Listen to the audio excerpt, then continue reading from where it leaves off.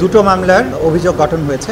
একটা হচ্ছে হাসানুল হক ইনু সাহেবের বিরুদ্ধে, তার বিরুদ্ধে মোট 8টি চার্জ গঠন করা হয়েছে। যে অভিযোগগুলোতে তার 14 দলীয় জোটের অন্যতম শরিক দল জাতীয় সমাজতান্ত্রিক দলের সভাপতি হিসাবে এবং 14 দলীয় জোটের একজন প্রভাবশালী নেতা হিসাবে বিভিন্ন সময়ে 14 দলীয় জোটের মিটিংয়ে আন্দোলন দমনে বিভিন্ন পরিকল্পনা গ্রহণ, কারফিউ জারি, শুটার সাইট, এগুলোর ব্যাপারে তার যে ভূমিকা ছিল সেই তার কমান্ড এবং সুপিরিয়র রেসপন্সিবিলিটির কারণে তার বিরুদ্ধে এই অভিযোগগুলো গঠন হয়েছে।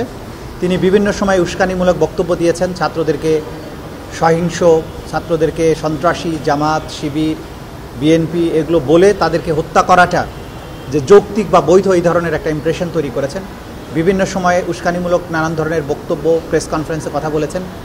তার নানান ধরনের কনভারসেশন আছে বিগত সময়ে যিনি প্রধানমন্ত্রী ছিলেন শেখ হাসিনা, তার সাথে টেলিফোনে কথা বলে ড্রোন ব্যবহার করা, হেলিকপ্টার ব্যবহার করা, বোম্বিং করা, এইভাবে ছাত্র জনতাকে হত্যা করার যে পরিকল্পনা সেগুলো নিয়ে প্রাইম মিনিস্টারের সাথে তার আলোচনা হয়েছে। তিনি তার সম্মতি জানিয়েছেন, পরামর্শ দিয়েছেন কিভাবে আটক করা উচিত, আটক না করে কোর্টে প্রডিউস না করে জেলে না পাঠিয়ে কি করা উচিত। এই যে পুরো মানবতা বিরোধী অপরাধ সংগঠন হয়েছে বাংলাদেশে, সেই ব্যাপারে তার যে রোল সেগুলোকে আমরা অভিযোগ আকারে নিয়ে এসেছিলাম।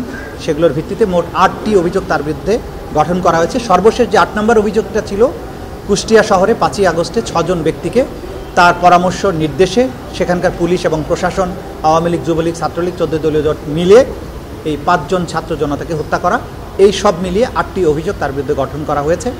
আগামী 30শে নভেম্বর তার এই মামলার ওপেনিং স্টেটমেন্টের জন্য এবং সাক্ষ্য গ্রহণের জন্য দিন ধার্য করা হয়েছে।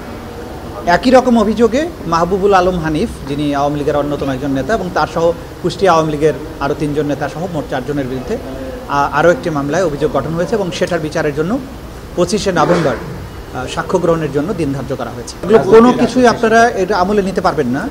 কারণ হচ্ছে আজকে অভিযোগ গঠনের পরে আইনের বিধান হচ্ছে তাকে আসামিকে জিজ্ঞাসাবাদ করতে হয় যে আপনার বিরুদ্ধে এই অভিযোগ গঠন হয়েছে, আপনি কি নিজেকে নির্দোষ মনে করেন নাকি দোষী মনে করেন। যদি উনি নিজেকে দোষী বলেন তাহলে আদালত এখানেই এটার ভিত্তিতে একটা রায় দিয়ে ফেলতে পারেন। আর যদি উনি মনে করেন যে তিনি নির্দোষ হলে মামলাটি বিচারে যাবে, সাক্ষ্য প্রমাণের মাধ্যমেই তাকে প্রমাণ করতে হবে তিনি নির্দোষ, আর প্রসিকিউশন প্রমাণের চেষ্টা করবে তিনি দোষী। এই প্রশ্নের জবাবে তিনি একটা জবাবই শুধু দিতে পারবেন, সেটা হচ্ছে উনি দোষী না নির্দোষ। এর বাইরে তিনি যে সমস্ত বক্তব্য দিয়েছেন এগুলো আমলে নেওয়ার কোনো সুযোগ নেই।